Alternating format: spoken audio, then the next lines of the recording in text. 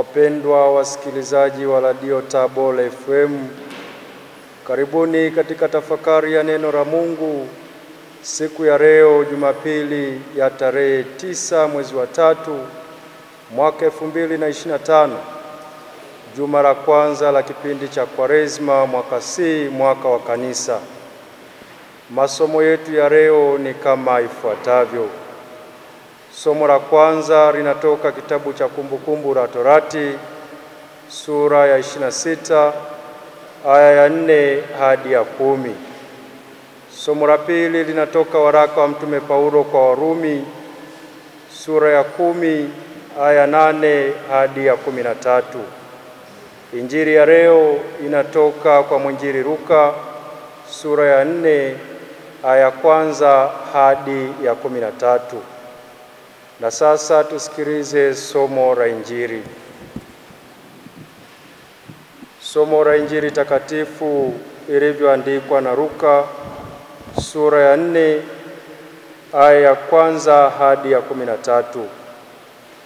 Na Yesu hali amejaa Roho Mtakatifu alirudi kutoka Yordani, akaongozwa na Roho muda wa siku 40 nyikani, akijaribiwa na Ibilisi.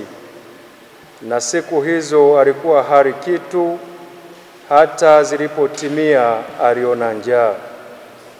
Ibilisi akamwambia, ukiwa ndiwe mwana wa Mungu, liambie jiwe hili liwe mkate. Yesu akamjibu, imeandikwa ya kwamba mtu hataishi kwa mkate tu. Akampandisha juu, akamwonyesha miliki zote za ulimwengu kwa dakika moja. Ibilisi akamwambia, nitakupa wewe enzi hii yote na fahari yake, kwa kuwa imo mikononi mwangu, nami humpa yeyote kama nipendavyo. Basi wewe ukisujudu mbele yangu, yote yatakuwa yako. Yesu akajibu akamwambia, imeandikwa, msujudie Bwana Mungu wako, umwabudu yeye peke yake. Akamwongoza mpaka Yerusalemu, akamweka juu ya kinara cha hekalu, akamwambia, ukiwa ndiwe mwana wa Mungu, jitupe chini, kwa maana imeandikwa, atakuagizia malaika wake wakulinde, na ya kwamba mikononi mwao watakuchukua, usije ukajikwaa mguu wako katika jiwe. Yesu akamjibu akamwambia, imenenwa, usimjaribu Bwana Mungu wako. Basi alipomaliza kila jaribu, Ibilisi akamwacha, akaenda zake kwa muda. Neno la Bwana. Sifa kwako, e Kristo. Wapendwa, mwinjili Luka anaelezea jinsi Yesu alivyojaribiwa na Shetani.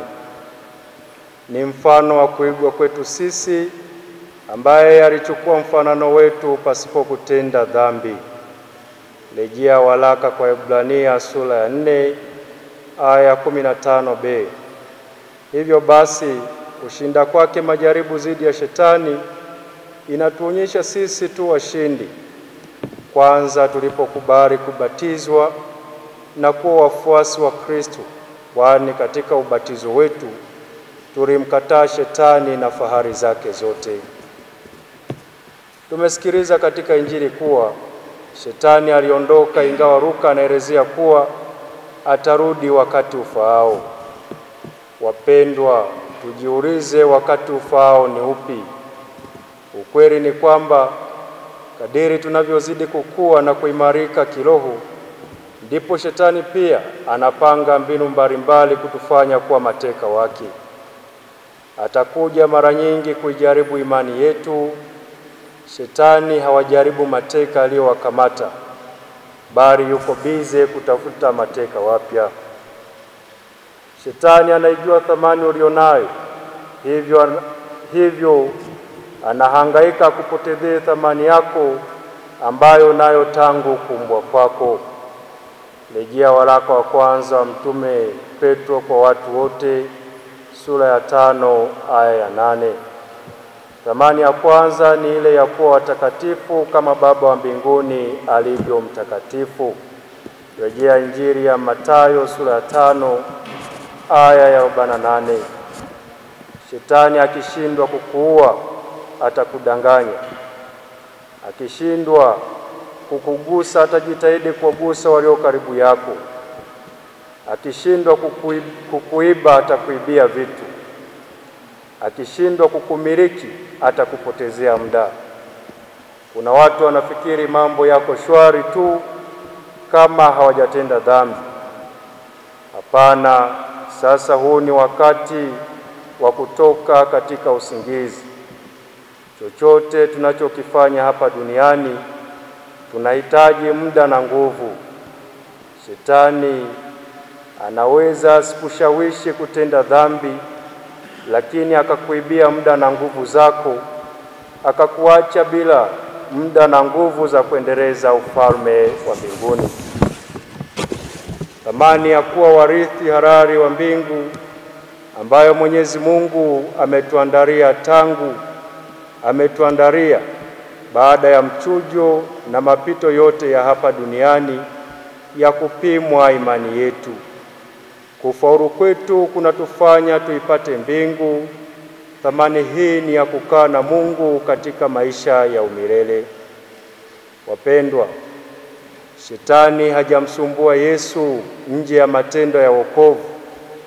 Amemjaribu Yesu Gethsemane, Yerusalemu, jangwani na msalabani. Maeneo yote haya Yesu ametoa mafundisho msingi juu ya imani yetu. Wapendwa, tujifunze kumweka Mungu nafasi ya kwanza, kwani kinyume na hapo Shetani atakuja katika fahari zetu ambazo zaweza kuwa fahari ya mali, yaani kubadili mawe kuwa mikate. Tamaa za mamlaka na utukufu upewa falme zote, kama ambavyo Yesu alivyojaribiwa katika Injili ambayo tumetoka kuisikiliza. Katika somo la kwanza ambalo limetoka kitabu cha Kumbukumbu la Torati sura ya 26 aya 4 hadi ya 10, somo hili linagusia kidogo jinsi gani wana wa Israeli walifika nchini Misri, maumivu ya kuteswa kwao na hatimaye kumlilia Mwenyezi Mungu. Mungu anawaokoa na kuwaleta katika nchi ambayo aliwahidia mababu zao. Wapendwa, sababu mojawapo ambayo iliwafikisha wana wa Israeli nchini Misri ni njaa, yaani ukosefu wa chakula. Rejea kitabu cha Mwanzo sura ya 47 aya ya 1. Na baada ya kuja kwa mtawala mwingine ambaye hamjui Yusufu, ndipo Waisraeli wanaonja mateso na hatimaye kumlilia Mwenyezi Mungu. Rejea kitabu cha Kutoka sura ya 1 aya ya 14.